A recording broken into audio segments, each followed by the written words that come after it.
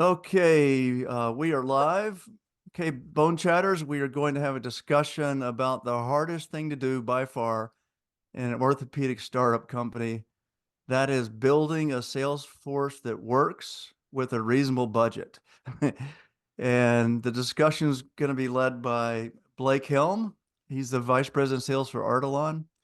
So I'm just going to hand the mic over to Blake, and I want this to be very conversational. So raise your hand, ask questions, interrupt.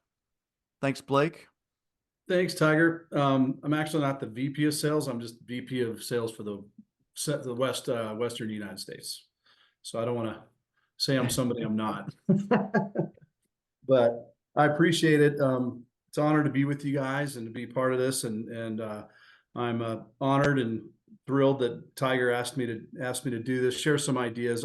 This is pretty conversational. I'm going to kind of go through what I look at as the landscape now and kind of my approach, and there's no right or wrong way, and I may be doing a lot of things the wrong way, but it seems to be working pretty good in my career. So first off, a little background. I got into this business in 1992. It's actually Orthopedic Academy was in San Francisco. That was my first academy. I was working for a distributor in Colorado here for a while. And actually my brother Corey joined me with that for a while, and then I went to work for Stryker Endo and was kind of charged with getting them in the world of sports medicine products. So I flew all over the world, met with a lot of different doctors on ideas they had and to try to develop ACL trays and stuff like that. And then my brother and I started our own distributorship in 1996, and we did that for a long time. We were one of the highest performing Arthrex distributors in the country for a long time. Had a lot of different product lines, worked with a lot of different manufacturers. So, through that lens, it kind of helped shape the way I treat what I'm doing now. Anyway, we sold out of the Arthrex piece and kind of fell back into distribution. I decided I wanted to do something different. So Corey stayed. I left and went to Lipigems, and I was the VP of sales for them, a regenerative medicine company. They were based in Milan, Italy. And when COVID hit, that was pretty much the end of that. They kind of shut everything down for a while. So I got out of the way. I was doing some consulting, and I ran into an old competitor of mine, and he was with the company called Artelon. And I said, "What are you doing?" And he told me, and I went home and I researched it, and I called him and I said, "Wait a minute, man, this seems way too good to be true." And usually it's not when we run into these products. And he said, "No, that this is a lightning in a bottle." And so he hired me as a consultant originally because they didn't have the money to hire me. So I was helping them find distributors in the West and kind of working with him on that. And then they came to me and about 3.5 years ago and said, "We want you to run the West." And so I came on board full time with them. I think I was like maybe the 6th or 7th employee at Artelon, which is great. I think we're over 50 now. It's been probably one of the most exciting things I've been a part of in orthopedics, and that's saying something. After being an Arthrex distributor, we had a lot of exciting, fun products with that. But so the distribution landscape, it's just very, very different than when Corey and I first started, and probably what a lot of you on the call were used to. We had a lot of big distributors with scale that were truly independent, and the money was good, and a lot of people are coming out with great products, and we were blowing and going, and we had a lot of fun doing that. And I think now it's very, very different. Obviously, Arthrex distributors, talking in that space, they're not independent. They work for Arthrex. Smith Nephew's direct. All the big boys are all direct. So it's really left kind of a vacuum, and there's a big void, in my opinion. And if someone's really good and smart, they could start a very large distributorship and absolutely crush it, because all of us are looking for that guy. And what we're left with now, I think, is I call it the spine model. And it's still, I think, a lot of the early days of spine, when there's a lot of innovation, there's a lot of companies, these reps would say, "I'm a distributor," and they'd have 4 doctors they worked with, and they'd have 12 product lines. And so, we've always joked that that's kind of the spine distribution model. But you see that a lot today, and you see it in foot and ankle, you see it in distal extremities, and you're kind of seeing it everywhere where there's companies, that don't have the money to hire a direct sales force, who are looking for true independent distributors. And so you get a lot of B and C level guys, like the old, Corey and I, Helm Surgical. Those don't exist anymore. They're not out there, where you have 20, 30 high powered sales reps who bring a lot of value to the operating room and can sell. They're not out there. So, I think Arthrex has really changed the face of distribution, especially in not only in sports medicine, because they do everything now, but they have $50,000 a year box openers, and they want a rep in every operating room. And all they're doing is playing defense. They're not selling. They're not bringing really any value to the OR. And, quite honestly, that's a big reason we wanted to get out, because we had very high powered reps who were very, very good, brought a lot of value to the OR, but they made a lot of money. And Arthrex didn't want anybody making any money. And so they would rather have a rep in every room, not making much money, but keeping the other competitive reps out of those rooms. And so I think a lot of these companies have kind of gone to that offense to a certain degree. And so you're left with a lot of reps who were decent reps who decided they're now distributors, and they're picking up some product lines, and they've got about 4 or 5 doctors they work with who are their huckleberries, and they know that those guys will try anything, and they're forced to really to be on the tile every day. So they're all player coaches. None of them are really on the business. They're all in it. And so they're hard to get a hold of. They're hard to pin down. They're hard to get a meeting with, because these guys have to live and die by how many cases a day they do. And a lot of that in the foot and ankle, Artelon, we've got a full body indication, but we're really focused on foot and ankle. And so, when we're looking for these guys, it's hard, because they're so focused on how many cases they can do, because that's the only way they make money. There's no disposable revenue for them. So there's not like, back when we were distributors, you'd sell shaver blades and pump tubing and RF, and you'd get them stocking suture anchors and suture, and you just watch the orders flow in every month, and you didn't have to be standing on the tile to see that revenue. These guys now, a lot of these distributors really don't have that, and there's not a lot of companies out there independent that bring that type of a product, right? So they have to be in the OR.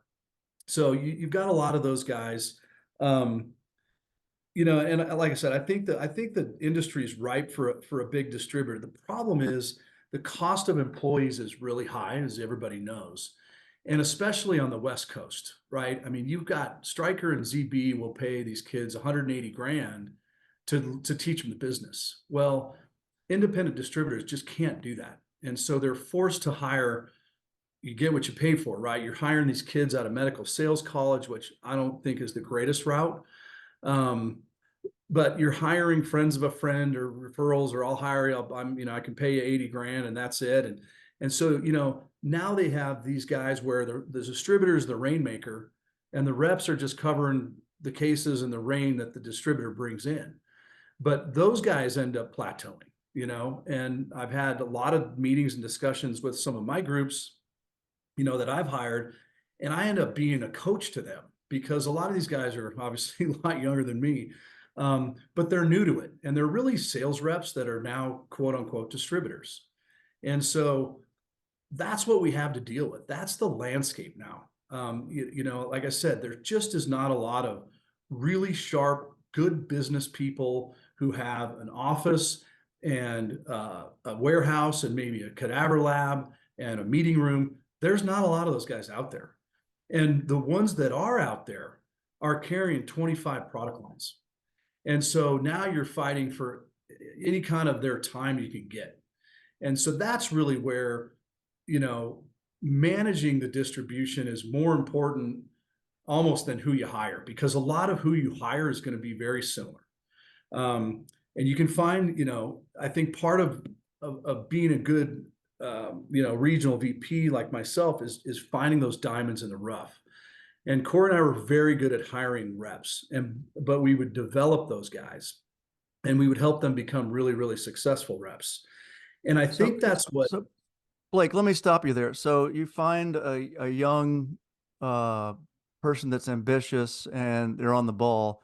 So what do you pay them, and how long before they're paying for themselves Well, if I'm a distributor, you mean, or for me?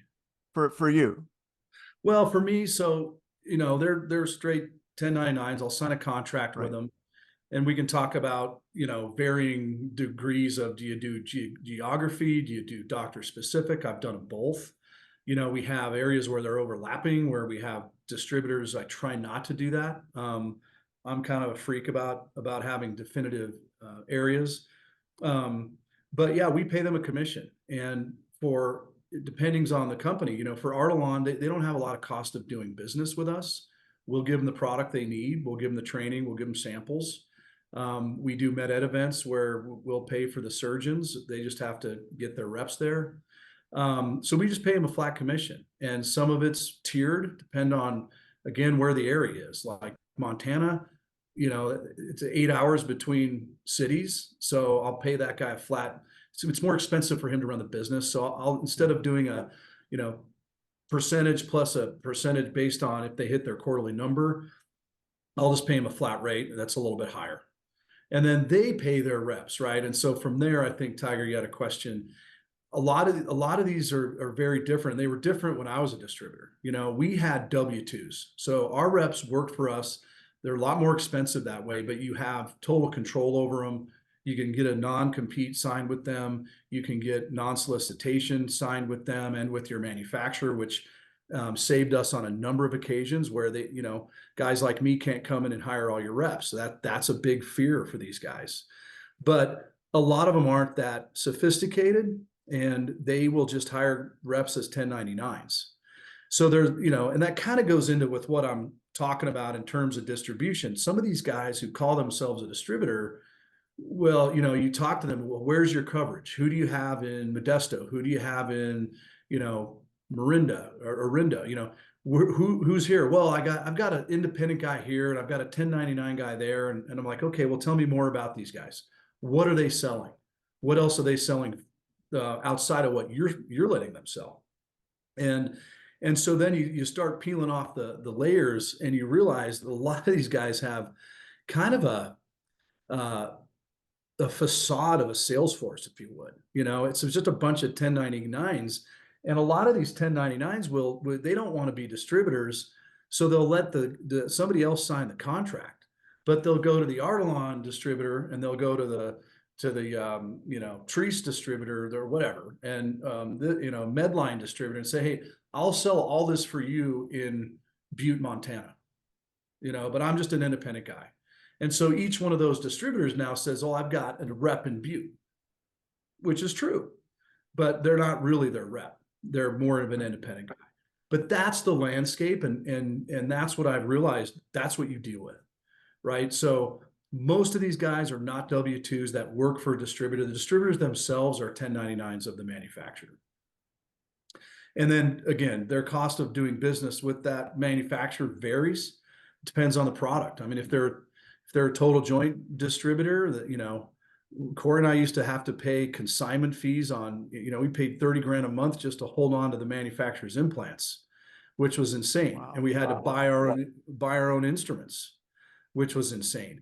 That's all changed. No, these distributors really don't do that anymore. So that whole pendulum is swung to where everyone's fighting for the same distributor. So you have to make it really easy for those guys. You have to make it very cost effective for those guys. And so, that's bringing a lot of the cost back onto the manufacturer, but that's kind of the way it's swung. So it's, I'm just looking through some of my notes. I think it's hard to hold distributors to a quota, because they don't really care. They're going to make a certain amount of money. They're going to sell when they can sell. They're going to stand on the tile. So, it's the carrot or the stick. I think it's more the carrot. My style personally is more of the carrot. Corey and I saw a lot of how to do this and how not to do it. with all the different at one point we had 12, 13 manufacturers we represented. And so we saw a lot of different ways that the manufacturers would treat their distributors. And we saw ways that were very helpful for us. And there was ways where we would say, just give us a number and we don't want you in our territory at all. We don't need you. Because they would do nothing but cause harm. And so I think that, from my approach with Artelon and how I approach hiring distributors, I approach um, a very, symbiotic, if you will, just partnership. I call them distributor partners for a reason. And I tell my team, my regional guys that work for me, these are our partners. These are not guys that we're going to boss around. They are our partners. We're in this together. If they're making money, we're making money. If the doctor's happy, the patient's happy, everybody's happy. And I've just lived my career that way. And I'm very sensitive to that when I deal with distributors. And so, when I'm out there talking, trying to figure out, who's good and who's not, getting to know them and what are their values and how do they treat their reps, how do they treat their business is very important to me. Because a lot of these guys will just grab territory and they just want to grab product lines. And then, they'll tell you what you want to hear. And the 6 months later, they haven't grown and they keep telling you what you want to hear. And you can't be afraid to say, we need to make a move. We need to go a different direction. So one of the things, in terms of how do you find these guys, a lot of it's networking. A lot of it, I've just been doing this a long time and I'll call people I know, hey, who do you know? And just the normal networking. I've recently started in the last probably 2 years where I get to know the other AVPs of the companies that don't compete with me. And we compare notes. I was just on a call this morning for an hour and a half with the vice president of sales for a startup. And we don't compete, but we want to share ideas. We want to share resources. We could do labs together. We could share the cost of labs, maybe doing some medical education events, at least, regionally in the West. But more importantly, it's like, hey, who do you got in Sacramento? Tell me what he's all about. Well, who do you have in Phoenix? Well, here's who I have. Well, I'm looking at hiring him. Should I hire him? Maybe, yeah, yes or no. Yes, but here's what I'd look out for. So you learn a lot from these guys. I was doing a lot of that with Osseo. A lot of those guys are friends of mine and it worked great. And now they started getting into my kitchen a little bit and they're trying to sell things where I don't want them selling things. So we don't play too well in the sandbox anymore. Still great friends of mine. And I love their product and I love where they're going. But you got to be careful because, everyone's out to grow everyone's business, right? And they'll leverage me and my teams to get what they want. So you got to be a little careful with that, but I think it's very important to know your competitors. Obviously that's business 101, but knowing who's out there that's doing the same thing. And we all talk, and I'm trying to teach my regional guys to start talking, keeping your ears open. Because you're always looking down the road. If this guy doesn't work out, who are we going to backfill it with? If we got to fire him, who are we going to backfill with? And so we're always planning in that direction. So let me kick it off with a question. So your Artelon is killing it. You guys are growing 50% a year, and you're doing really, really well. But there's about 4 or 5 startup founders here on the call, and they don't have sales yet or early sales. So how do you start from scratch? So you're selling product to, spotty here or there. You've got your early surgeons, and now you've got a scale. You've got a surgeon interested in your product in Bozeman. I mean, what do you do? What are the mechanics? Yeah, I think it's interesting. It's a good question, because I've seen it from both sides. When I first joined Artelon, I mean, there was nothing going on in the West. And I'll give credit to Mark Wiltshire, who's our VP of sales, who we used to compete. He used to be the Smith nephew rep in Vail. So we would just go back and forth, but we always had a nice mutual respect. And he was one of the few competitors I really liked. I'm not, normally like mean to my competitors, but I don't really hang out with them either. But Mark I liked. And so I'll give him credit. He put together a sales team, me included, that, and I'm a little bit biased, obviously, but again, I've seen a lot of, and I know a lot of regional and AVPs. I would put us against anybody in the country, and that includes the big boys. And it's a lot of ex Smith and Nephew guys and ex Arthrex guys, and obviously there's an equity piece for us. We're in this thing for, the exit more than we are the salary. I mean, we could all be making probably a lot more money doing other things. But he sold the dream, and we all saw the product, and we see what's going to happen to this company. We want to be part of it. And so I think if you've got a product like that, where you can build kind of a dream team, where it's more of what's going to happen. I can't pay you a ton now, but you should do pretty well when we have an exit. That's a different approach. But, um, you know, so you got to find the right, I really believe you got to find the right regional guys. A lot of these regional guys are just, they're kind of retread reps who weren't that great of reps, and they're even worse regional guys, and they don't treat their distributors right, and these guys don't want to deal with them. So it's hard to find, and not to toot my own horn, but it's hard to find guys that have been around a long time, that know a lot of people, that know how distributors want to be treated. And I still think like one. So I know how they need to be treated. I can be tough, but I can be fair, and I am fair, but I'm very honest. And I think you have to be really honest with these guys, because so many companies aren't honest, and they tell the distributor what they want to hear. Meanwhile, that's not what's going on. Right. So I believe in honesty. To answer your question though, Tiger, I think, and I'm watching another company, you guys probably all know who it is, but they kind of, and it's a way of doing it, but I call it the top down approach. So if you've got a product where you've got 10 or 12, either consulting or KOLs, who are all in on this product, whether they're part of the consulting agreement or not. They just, I like your new product, it's a groundbreaker. I just say, who do you want to be your rep? And that's where I start. And I'll get a hold of that rep, and I'll go from there. And if they're not interested, or I don't like them or whatever, who else do you know?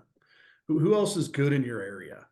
And you just start going from there. So having the doc tell you who they like is pretty big, because as we all know, these guys aren't going to do business with people they don't like, right? If they like you, they want you in their room, and everybody's happy, right? So the top-down approach is great. I think it's limited to some extent, but to get going with a startup, that's what I would do. I would go to our key opinion leaders, and I would ask those guys in their area, who's strong? Who do you like? Not always does it work out. A lot of those guys can't do it, or they have a competing line or whatever, but at least it gives you a starting point. Because you also need to find someone who's going to cover those cases, right? So when you're in the true startup mode where you don't have much out there, you've got to have case coverage guys. So maybe you're paying a Zimmer guy on the side to cover cases, and a lot of Zimmer guys can do that. Some can't. So that's probably where I'd go on that one. Good. But in terms of my approach, so that's kind of a landscape. We can talk about it if you guys have questions. That's just from my viewpoint. Again, my approach is, I'm calling previous relationships. I'm calling my buddies. I'm calling other distributors.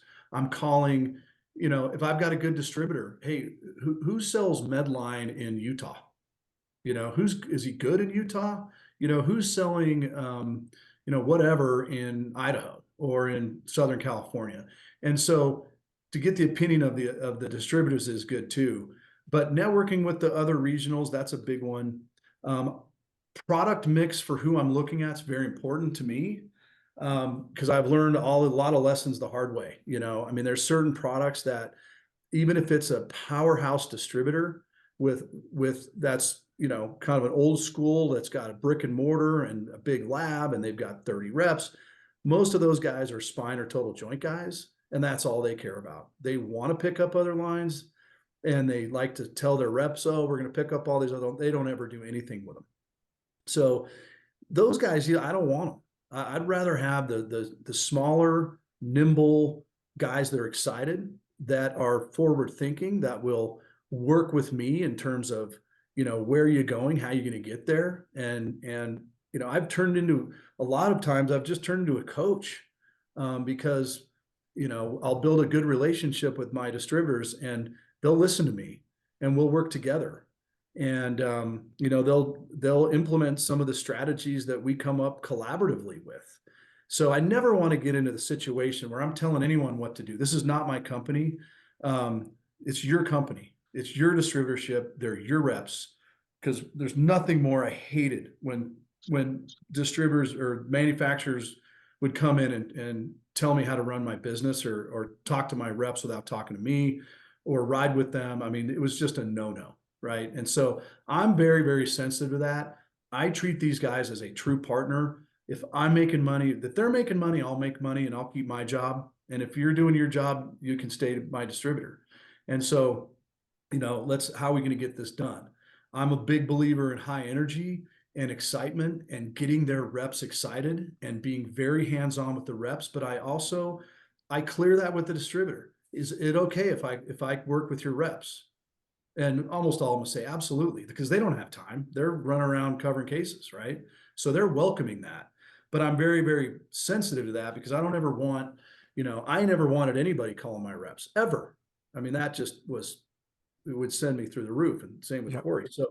So I'm very sensitive to that. I think coming from where I came from, I have a much different perspective. I don't come from the corporate, growth rate and sending them spreadsheets, and that's not me. I'm way more interpersonal. I'm going to give you a number. I'm going to help you figure out how to target your surgeons, and then we're going to come together and we're going to build a plan to get those guys. And every one of those docs might be a little different. But we're going to personalize a plan. And if it's okay with you, I'm going to work with, John here, and I'm going to work with Sally over here. I'm going to work directly with them. I'm going to tell you what I'm doing. I'm never going to do anything without telling you. And so I'm probably over the top sensitive to that, because most guys aren't. But I think if you look at, at least the Western US now with Artelon, I started with nothing. I've turned over a bunch of them already, guys that I've hired. I'm on my third distributor in Vegas, and I probably want a fourth. So there's certain markets that are just tough, and you get the best of what you can get, and then you have to develop them. And so I think that my team is they're very collaborative.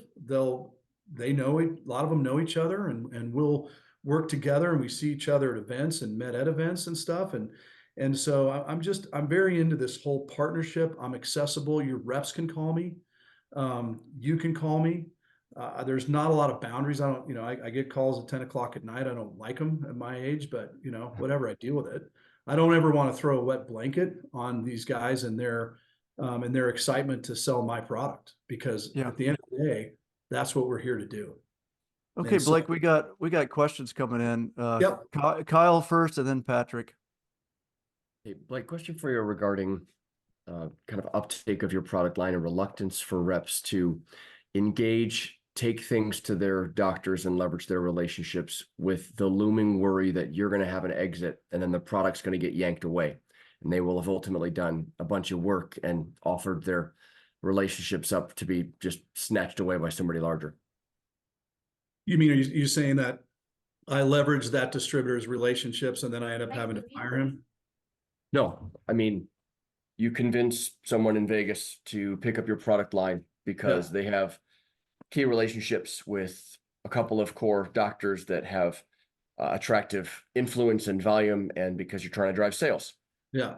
But the independent distributor or independent person that happens to have business with those docs that they've forged over time is reluctant to engage with your product because it'll get taken out of their hands the moment you exit to a strategic, and they won't have access to it. Yeah, that's really hard, Kyle. It is. And it's interesting though, because that was a big concern of mine when I started with Artelon, because I said, now I hope we have a pool of options or grants or something that we can offer these distributors, because the last probably 10 years of being a distributor, we wouldn't deal with a company unless we got stock, because I'm gonna create a market for you overnight, and I get it, you're gonna sell, but I want a golden parachute on the way out. Well, though, And- Blake, I think the big difference is we were the 800-pound gorilla in Colorado, so we could negotiate that. If you're just dealing with these independent guys across the country, they don't have any power, so you don't really need to give them any stock. No, they don't. But you're right. But my point is, what's interesting is very few distributors have ever voiced that as a concern, because you got to keep in mind, these guys are young. They still think like reps. They still act like reps. They don't think like business people, and they're not on top of the business. They're just in it every day. And so, I mean, I'm shocked how many times that I'll send a contract and they have not one question. Wow. And they don't have a question on any of the wording in the contract, which is just shocking. And not that it's a bad I think it's a very good contract, but gosh, man, you got to have at least some questions, right? And I'm also shocked at how very little time someone said, what's going to happen now? What happens when you guys go away? So two things. One is, I think there should always be a clause in there, if you can get the board to agree to it, that there's a kind of a trailing, there's a buyout, so to speak. And for instance, like for every year you've been a distributor, you get a month of average commission, or you get 90 days worth of commission based on the previous 90 days prior to change of control. There's got to be something, and because I've found, even if it's just little, it's something. And I've even had I've got some savvy guys that have been around a long time, and they come after, obviously, they are looking at the contract, they're looking at non-compete and non-solicitation and mutual indemnification. If they come back to me with those three things, I know right away they know what they're talking about and they know how to run a good business, right? Then they'll come back and say, wow, we appreciate there is a somewhat of a buyout. Can we talk about that? Because you guys you're gonna sell someday. So I think, Kyle, if you can get your board to put something in these contracts. Now, the other thing too is, and I pushed really hard on this with Artelon, if we ever do another raise, there's certain groups I want to be able to offer equity to, or offer the ability to buy equity. And, I don't know what really happened to that, because it didn't happen. But I was pushing hard, and I think part of the pushback from the board was like, if we do this for him, we got to do it for her and everybody else. And I understand that, but not every distributor, number one, has the money to buy equity, but they're not interested. Like they're so focused on making money every day, and they just don't see that far ahead. But it is a great question, but I'm shocked how little it comes up. Interesting. Okay, Patrick, Frank, and then Stu. Hey, Blake, great points here. I echo a lot of what you said about, you have mostly carrots and that's generally the way to approach it.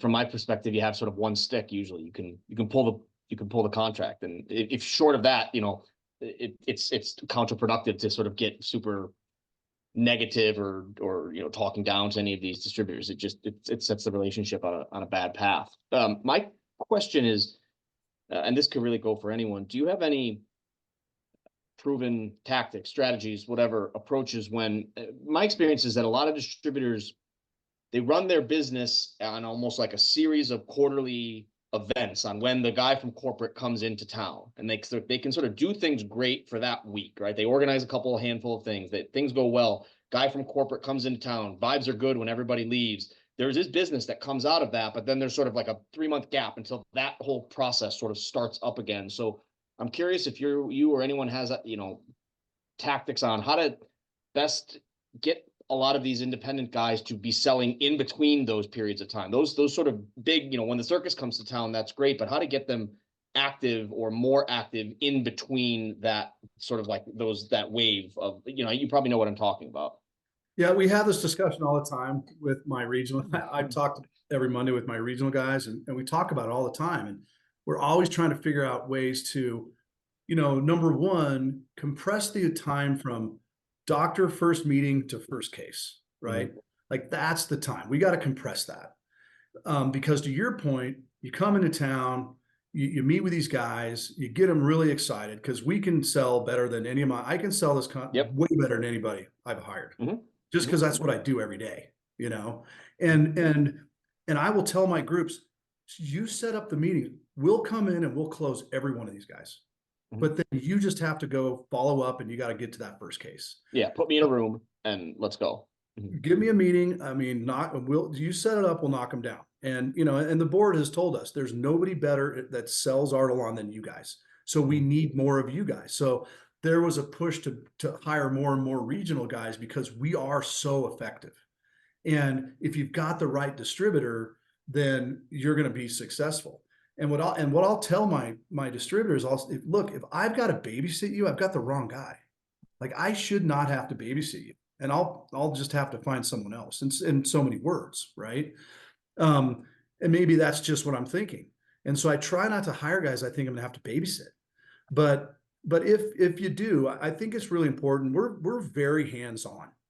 And I preach that with my regionals, and I really preach it with my distributors, and I set that expectation that, look, we're going to be following up with you. We're going to take some of that onus on us because we know you're busy. You're in surgery every day. You're running trays, and you're standing there for a $300 plate. That's great.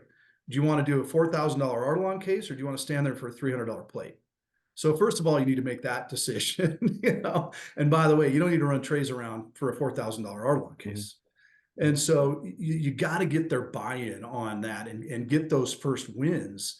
Then that time compresses and the amount we have to follow up gets shorter or goes away. But to answer your question, we take a very hands-on approach. So we, I'm a simple dude. I'm not going to get too complicated with spreadsheets. We use some really good tools for surgeon targeting. And so we know when I go in there to meet with the reps and the distributors, I know exactly who the busy guys are, how much they're doing, and how much that means for me and our product and for them, right? And so we're going to focus in on 5 guys. If we get them, we're going to go to the next 5. If we get them, we're going to go to the next 5.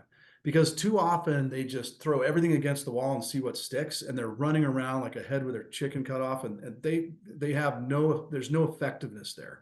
So we've taken a lot of that ownership on, and it's almost teaching them how to sell. But we do it in a way to where we say, we're going to help you. We're here to help you make money. That's what we're here to do. Because then I look like a hero. I keep my job, and guess what? You keep your distributorship, but you make a lot of money. So how are we going to get this done? We're going to help you do that. If you're cool with it, we will follow up with every doc we just met with. I'm going to follow up those reps personally, and we're going to come up with a plan. So it puts a lot of work on us. It does, but I think it's worth it because that's a huge, huge issue.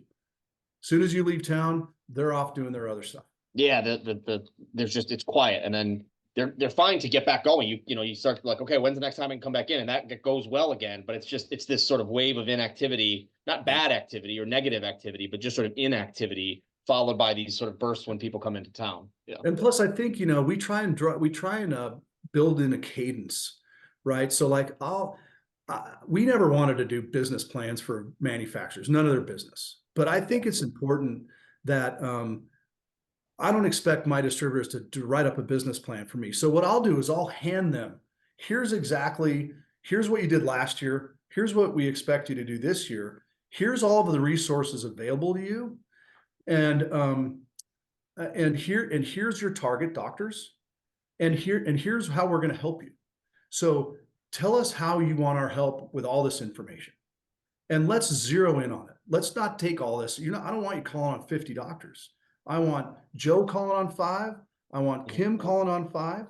And wherever you are, let's go get those guys. Then we'll move to the next. And I find that approach works. It's more manageable for us because we brought so much of that onto ourselves. But I got so frustrated, Patrick, with what you're saying that I'm like, we got to change the way we're doing this. I mean, we just have to focus in. We got to keep it simple, stupid. Let's figure out who we're targeting and just stay on them, but not in a boot on their throat way, right? You can't do that because they will run the other way. I did.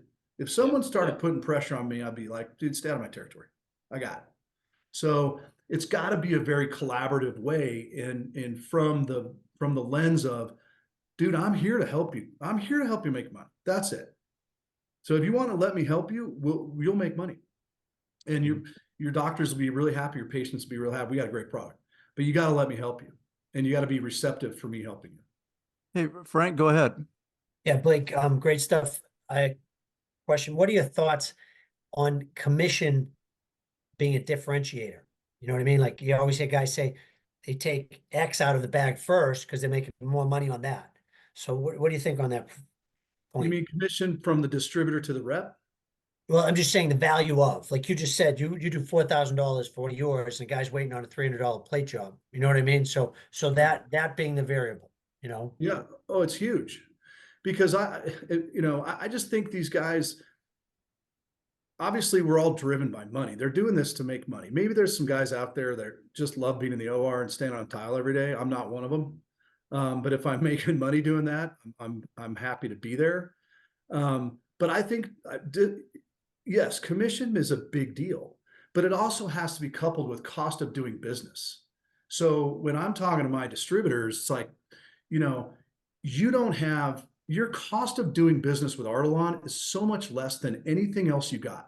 I'm not telling you not to sell anything else, but I'm showing you the value if you just spent some more time on it. Because your ASPs are going to be higher with Artelon. Your commissions are very competitive with the industry standards, but your cost of business is almost nothing. So, and your cost of business from a time perspective is light years ahead of what you're doing now. You don't have to deliver trays the day before, deal with SPD, go pick them up. They've lost half of them. Now you're trying to put your sets back together. You don't deal with any of that. Everything's, for me, everything's packaged, everything's sterile.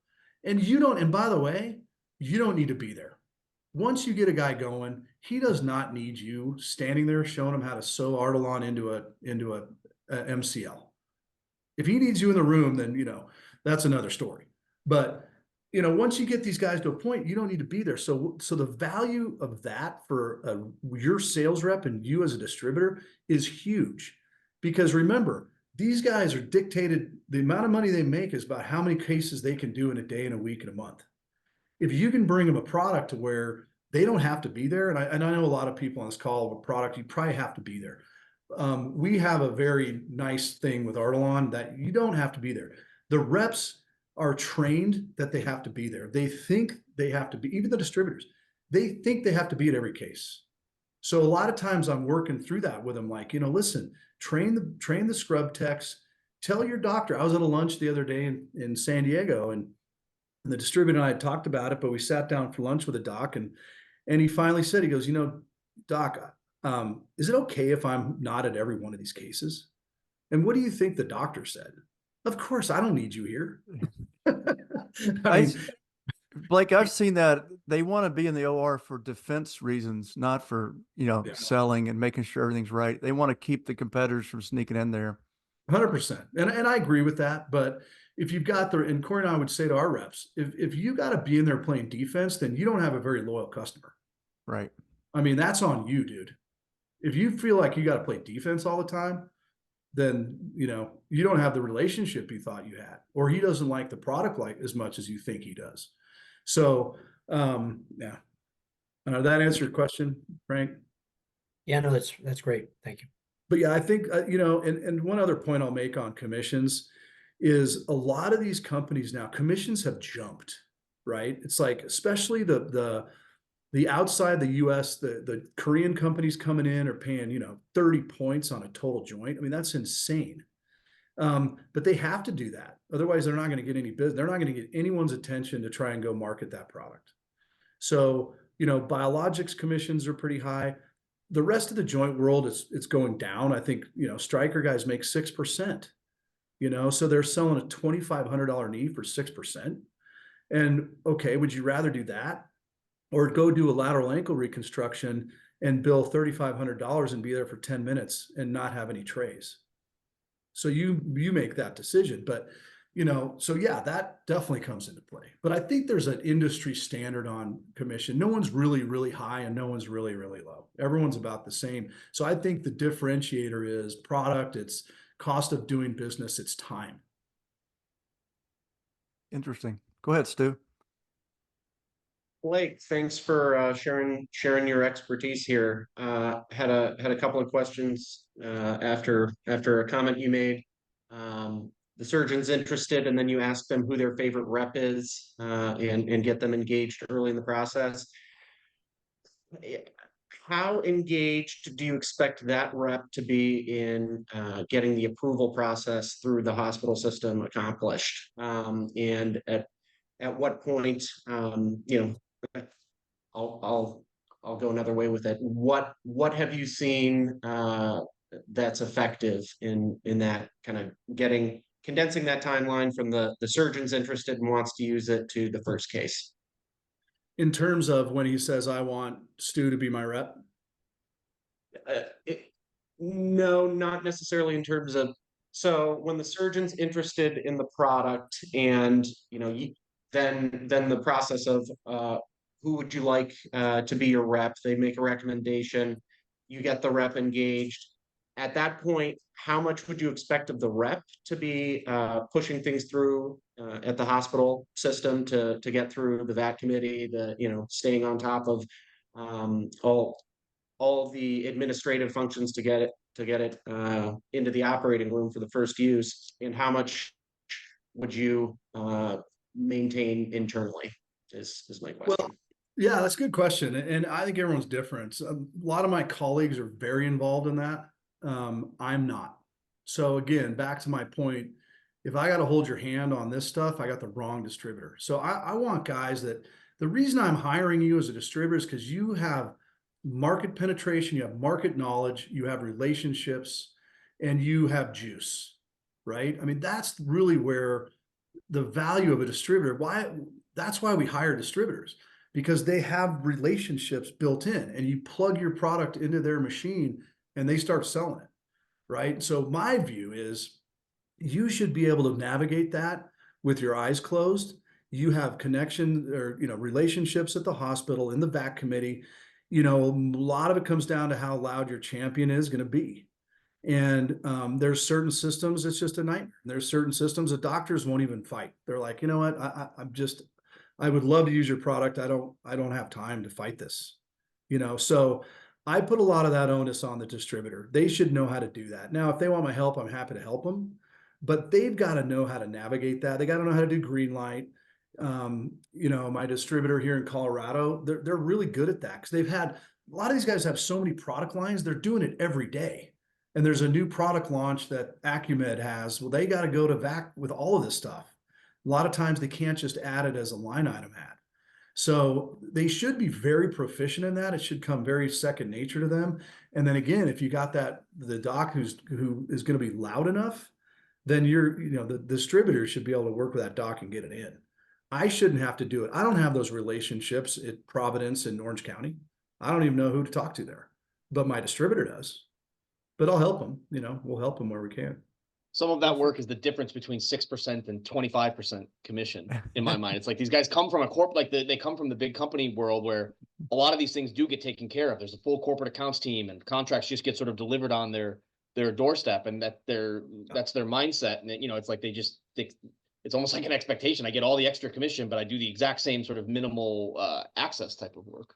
Yeah, it's a good point, Patrick. I mean, with Artelon, I've been begging the board to hire a national accounts person, because that's our only barrier to entry. It's our only barrier to growing 100% is getting into Providence, HCA, IHC in Utah. I mean, these are just almost impossible, and they just don't play ball. And but to your point, Patrick, that's a good point. It's like, you want to make the high commissions, this is what you'll do. Now, if I had a national accounts team, I would do everything I can. Well, I don't care how much commission I'm paying. I'm going to help them, and we will get involved, and I'll say, figure out who I can talk to. I'll talk to them. But you know, a lot of times it gets to a point where like, I don't even know who else to talk to. I've gone to everyone I know at the hospital. It's got like Providence. It's so hard.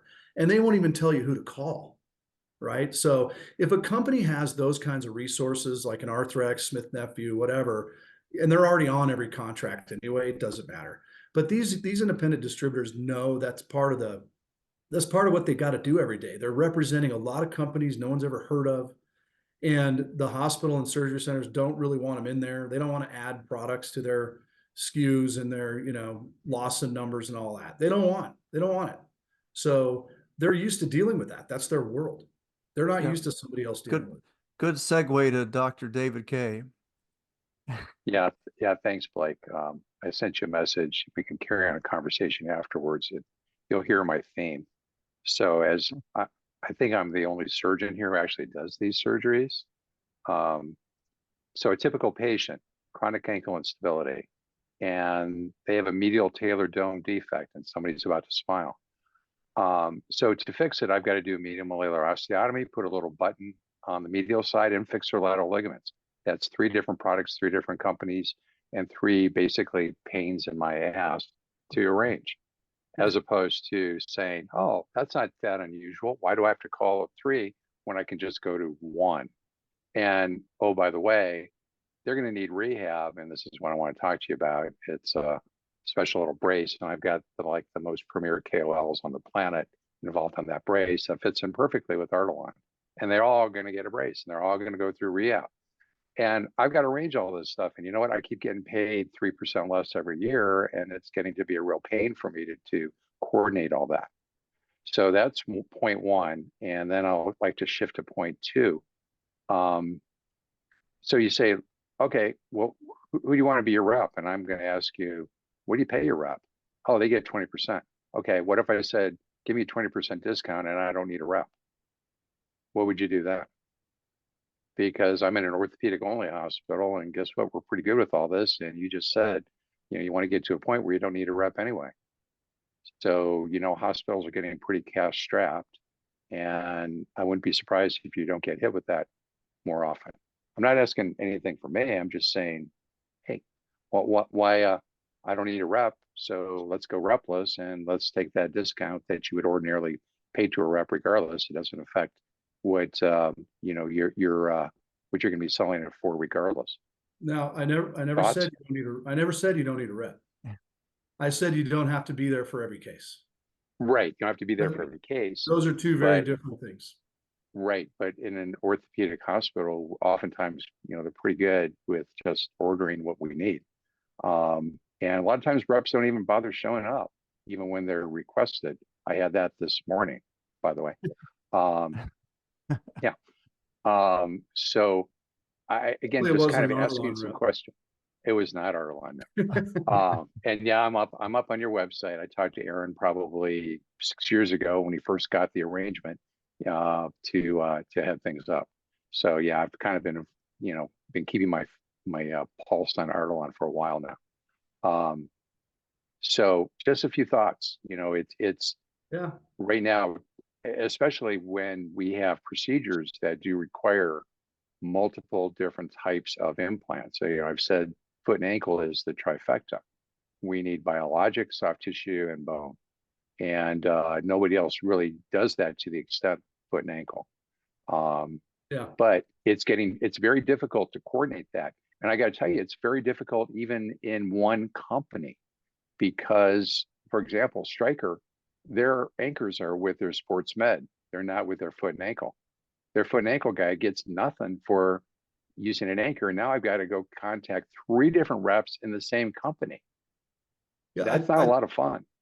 I think you're right, and I'm noticing that too in the foot and ankle world, because I think there's a lot more innovation going on in foot and ankle. There's a lot more startups. There's a lot, you know, there's a lot of excitement in foot and ankle where I don't think you're seeing that definitely in adult recon, not as much in sports because the big boys own the sports market, but foot and ankle is really active right now. And so you do have a lot of companies and you got a lot of reps, you know, wanting you to use their product. And there's, you know, well, there's nothing else like Artelon, so I definitely need Artelon. But you know, I use Paragon 28, and I want that for my plate, but I want this, you know, hook plate that Zimmer makes. I really need that one. So you guys are a lot different with a lot of that. So you know, in terms of a repless model, I mean, it's never worked. People have they've tried repless models in the past. It's never worked. But I fear that the value the rep is bringing is being diminished, and it's being diminished in a lot of ways. But it's mostly by the big boys, like we talk about, that are $50,000 a year box openers.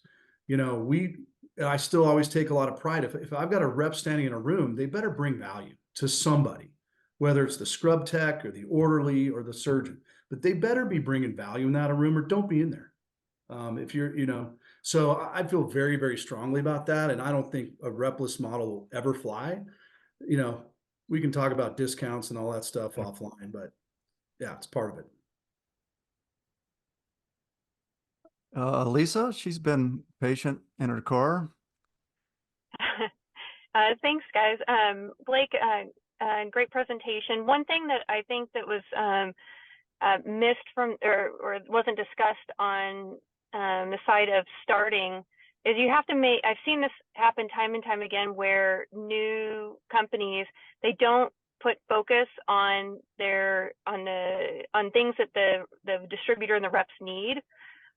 For example, there needs to be a portal that's easy and streamlined. As a distributor, I didn't have the patience. As a distributor of 11 companies, I didn't have the patience to go and call somebody every single time I needed something. You need to have a system, a portal set up with value analysis packages, pricing, margins, commissions, research. All of that infrastructure needs to be in place to get the best of the best distributors, because you have one opportunity to gain a good relationship with them. And if you show that you're professional and you're not willy-nilly with commissions and their process, then you've earned their respect. Yeah, no, that's exactly, I agree. And it's frustrating, but it's also fun, and it's part of the ride with a startup. Like, you know, when I started with Artelon, we just didn't have much. And I think you guys heard from Jansen maybe last week. And so he was really busy, but I'm leaning on him. I need surgical techniques, I need animation, I need this, I need that, you know, because I think like a distributor. And he's like, we just don't have the money for that. So you have to come up. So us as AVPs and regional guys, I mean, my counterpart in Texas went and rented a storage unit. He makes all of his own sawbones, and he has a certain way he wants to do it with his groups. And I think a lot of us in the beginning had to adapt to that. You know, Jansen wants everything to be digital. It's the world of digital age. And I'm an old school guy. I think my surgeons, I love when I drop off a little something on their desk, and then a month later I drop back by and it's still sitting on their desk. I love that because they're looking at Artelon every day because they haven't put it in the round file yet. So that is a big challenge. It's frustrating, but it's also fun. But that's part of the deal with a startup, you know. And I came from selling for companies like Arthrex, who would send us complete launch packages and have $1 million animations, and I mean everything just over the top. And I'm like, we hardly have a surgical technique. It's pictures that I can't even tell what the heck they're doing in there, you know. So we use Box, which has been very good. And so we'll send a Box invite to the reps. They can get on Box, and everything they need is in there. I found that to be a really good. It's an inexpensive, but it's a pretty good tool, especially as a startup. We don't have that kind of money to put into that stuff, but they can go on Box. They can print. Everyone's got a color printer. They can print things out. They can email right to surgeons articles off Box. All the information. I think that's been a good tool, and that's a very cost-effective way to do it. How do you spell Box, Blake? I mean, is it a website?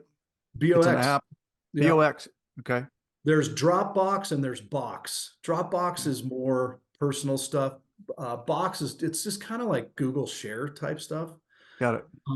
But you have your own domain within Box, and so when you send a rep an invite, they get their own invitation to your Box domain.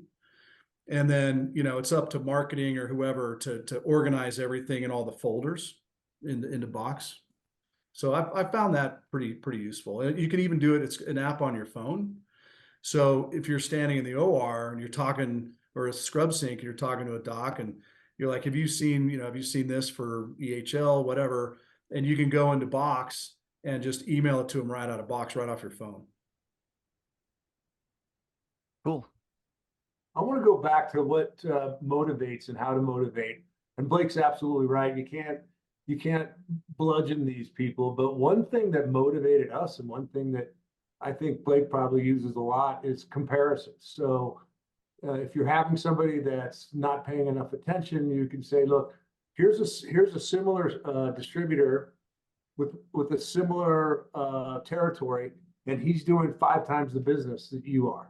Because it motivated us when we were distributors. When we were looking at other distributors that were doing more than us. Now they had probably 5 times the population, but it's still, we wanted to be up there in those numbers. So you compare them. Yeah, I've always been a fan of stack ranking distributors just to get the competitive juices going. I've gotten some pushback from that from the higher ups where I'm at now.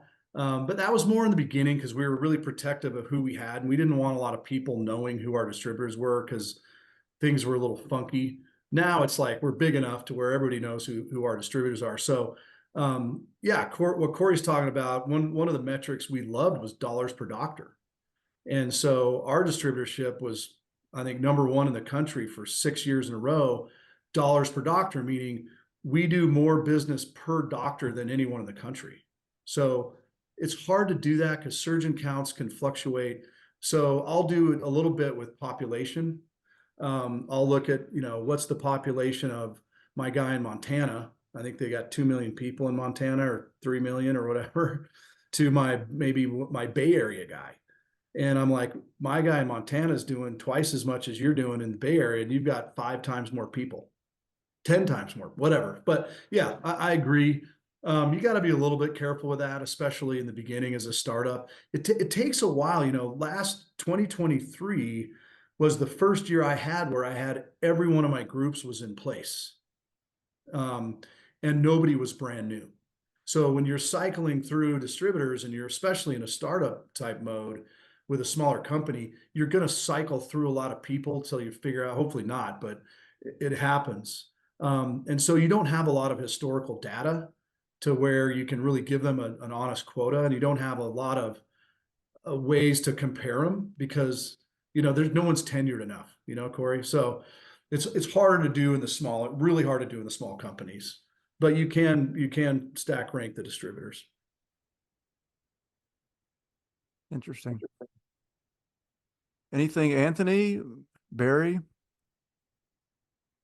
It's also a great chance so Dr. K he's built orthopedic device companies. He's an active surgeon and he owns a hospital. So if you want to get the customer, you want to ask, what does the customer need from sales?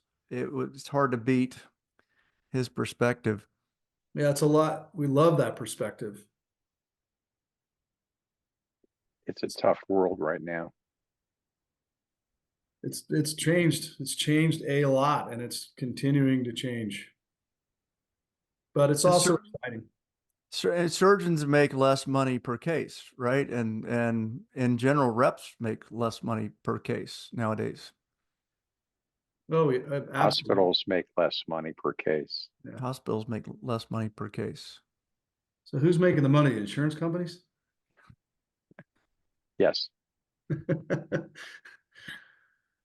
That's a lot of fun. Yeah, I love when Blue Cross Blue Shield puts you on there as their experimental, even though you've been around for 25 years.